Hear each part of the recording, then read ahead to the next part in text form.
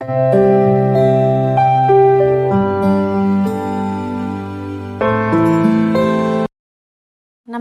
दोस्तों, कहानी संग्रह में आपका स्वागत है। एक बहुत ही भोला वाला सा आलसी लड़का था। वह कोई काम नहीं करना चाहता था, बस खाना खाता, घूमता और सोते रहता था। एक दिन उसे किसी ने बताया कि एक आश्रम है जहाँ पर कुछ करना नहीं पड़ता है और हर दिन 2 समय का खाना और नाश्ता मिलता है। तुम वहाँ जा कर के रहो। उस आलसी लड़के ने सोचा कि ये तो बहुत बढ़िया है और वह उस आश्रम में जाकर रहने को सोचा। और फिर वह भोला वाला आलसी लड़का अपना सारा सांसारिक जीवन छोड़कर उस आश्रम में जाकर रहने लगा। आश्रम में गुरुजी रहते थे। वे कुछ समय सबको प्रवचन देते। वह आलसी लड़का सुनता था, बाकी समय आराम करता था और फिर पेट भर खाना खाकर सो जाता था। ऐसे ही उस लड़के का दिन गुजरता गया। एक दिन उस आश्रम में कुछ भी नहीं बना। नाश्ते के समय नाश्ता नहीं मिला। उसने सोचा, नाश्ता नहीं मिला, भोजन तो मिलेगा। अब भोजन के समय भी उसे भोजन नहीं मिला।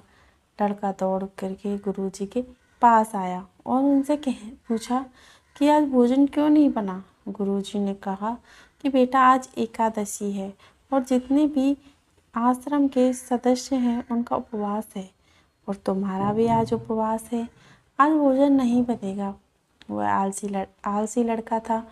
उसे भूख भी बहुत लगती थी। उसने गुरुजी से बोला कि मैं उपवास नहीं रखूँगा, मुझे भूख लगी है, मैं खाना खाऊंगा। गुरुजी ने बोला, ठीक है, जाओ भंडारे में से सामान लेकर आओ और आश्रम में नहीं, बाहर ले जा कर के बना लो। लेकिन याद रखना, भोजन बनाने के बाद सबसे पहला भोग भगवान को लगाना और फिर तुम प्रसाद पाना। लड़का बोला, ठीक है, और फिर अनाज लेकर नदी की ओर पहुंचा। भोजन पकाने लगा, तैयार हुआ। उसके बाद कहने लगा कि भगवान श्री राम आइए, पधारिए, भोग लगाइए। अब जब उसे लगा कि भगवान तो आ ही नहीं रहे, तो फिर कहने लगा कि मुझे मालूम है आपको तो अच्छा खाने की आदत है, मैं बना नहीं पाया और मुझे अच्छा भोजन बनाना भी नहीं आता, लेकिन जो भी रूखा सूखा बना है आकर खा लीजिए। भगवान श्री राम उसकी सरलता पर बहुत ही प्रसन्न हुए और उस लड़के को दर्शन दे दिए। उसने देखा कि भगवान श्री राम आए हुए हैं और उनके साथ में माता सीता भी आई हुई है। लेकिन लड़के सिर्फ 2 लोगों का ही भोजन बनाया था, एक अपने लिए और दूसरा भगवान के लिए। और अब क्योंकि भगवान के साथ सीता माता भी आई हुई थी, तो उसने उस भोजन को माता सीता और भगवान के सामने ग्रहण करने के लिए रख दिया। भगवान श्री राम और माता सीता ने भोजन किया और उसके बाद जब वे जाने लगे तो वह भोला सा आलसी लड़का बोला कि प्रभु आप आए, दर्शन दिए, बहुत अच्छा लगा। मुझे खाने को कुछ नहीं मिला, लेकिन कोई बात नहीं, आपसे एक विनती है कि अगली बार जब आप आएंगे तो कितने लोग आएंगे ये बता दीजिए, ताकि मैं उतने लोगों के लिए भोजन बनाकर रख लूँ। भगवान श्री राम मन ही मन मुस्कुराए और फिर अंतर्ध्यान हो गए। लड़का आश्रम में गया। दिन बीतते गए। फिर एकादशी का दिन आया और इस बार गुरुजी से कहने लगा कि गुरुजी, मुझे इस बार थोड़ा ज़्यादा अनाज चाहिए।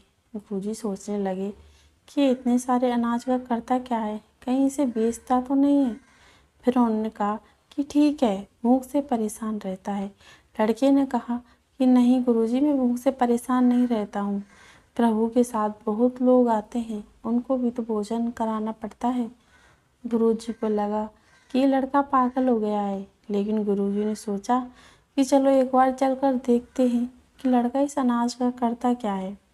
और भोला सा लड़का अनाज लेकर नदी के किनारे पहुंचा और इस बार भोजन बनाया नहीं। उसने सोचा कि प्रभु हर बार ज़्यादा लोगों को लेकर आते हैं, इस बार वो जितने भी आएंगे खुद बना करके भोग लगा लेंगे। और फिर प्रेम से प्रभु को बुलाने लगा। गुरुजी ये सब छुपकर देख रहे थे कि भोजन तो बनाया नहीं और प्रभु को बुला रहा है।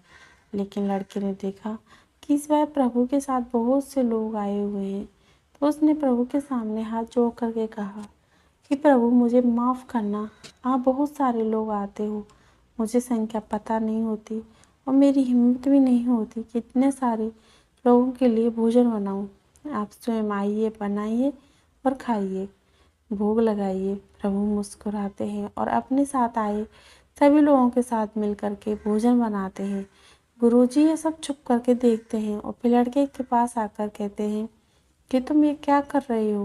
लड़का कहता है, गुरुजी आपको दिख नहीं रहा है कि भगवान श्री राम पधार चुके हैं, माँ सीता आई हुई हैं, हनुमान जी आए हैं और भी सभी लोग आए हुए हैं, भोजन बन रहा है। गुरुजी ने बोला, पागल हो गया है, मुझे तो कोई दिख नहीं रहा है। लड़का गुस्सा हो गया और बोला, प्रभु आप ये क्या कर रहे हो, एक तो मुझे भूखा रखा है और गुरुजी को दर्शन नहीं दे रहे हो, जो मुझे पागल समझ रहे हैं। कृपा करके गुरुजी को दिख जाओ। भगवान बोले, नहीं, मैं इन्हें नहीं देख सकता। लड़का बोला, क्यों नहीं देख सकते, मेरे गुरुजी तो महान हैं, बहुत बड़े ज्ञानी और ज्ञाता हैं। भगवान बोले, हाँ ज्ञानी और ज्ञाता होंगे, लेकिन तुम्हारी तरह सरल नहीं है। जो सरलता तुम में है वो गुरुजी में नहीं है। लड़के ने यह बात गुरुजी से कह दी। भगवान श्री राम कह रहे हैं कि आप में सरलता नहीं है, आप मेरी तरह सरल नहीं है, इसलिए आपको नहीं देख सकते। गुरुजी की आंखें नम हो गई और रोने लगे और बोले कि बिल्कुल सही कहा, मेरे अंदर तुम्हारी जितनी सरलता नहीं है। और फिर माफ़ी मांगने लगे। भगवान ने गुरुजी को भी दर्शन दिए। ये कहानी हमें सिखाती है जीवन में सरलता सबसे आवश्यक है। जितने सरल बने रहेंगे उतना जीवन में आगे बढ़ते चले जाएंगे। जब आप सरल होते हैं तो आप खुद भी मुस्कुराते हैं और दूसरों को भी मुस्कुराने की वजह देते हैं।